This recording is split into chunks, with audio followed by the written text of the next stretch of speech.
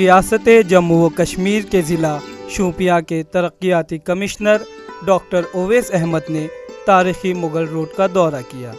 اس موقع پر انہوں نے شاہراہ سے برف ہٹانے اور مسافروں کو دی جانے والی سہولیات کا جائزہ بھی لیا۔ رواں برس مغل روڈ پر برف باری کے سبب سڑک پر آمد و رفت مسدود ہو گئی تھی۔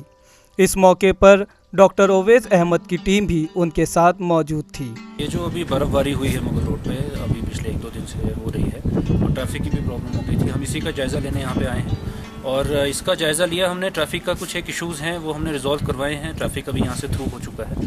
اور پیسنجر شیڈ کی یہاں پہ بہت زیادہ ضرورت ہے۔ تو ابھی ہمارے پاس جو ایگزسٹنگ سٹرکچر ہے، جو زیارت کے پاس سٹرکچر ہے اور مغل روڈ کا جو اپنا یہ ہٹ ہے، ہم اس کو یوز کر رہے ہیں پیسنجرز کے لیے جو اسٹینڈرڈ ہیں، ان کو ایک رکنے کی جگہ بھی مل جاتی ہے، پلس ہم اس کو آگمنٹ کریں گے، ہم اور زیادہ یہاں پہ شیڈز بڑھانے والے ہیں، وہاں پہ ہم نئے ان کو اکوموڈیشن دے دیں گے۔ جنگلات کا بھی جو یہاں پہ فارسٹ ہٹ ہے اس کو بھی ہم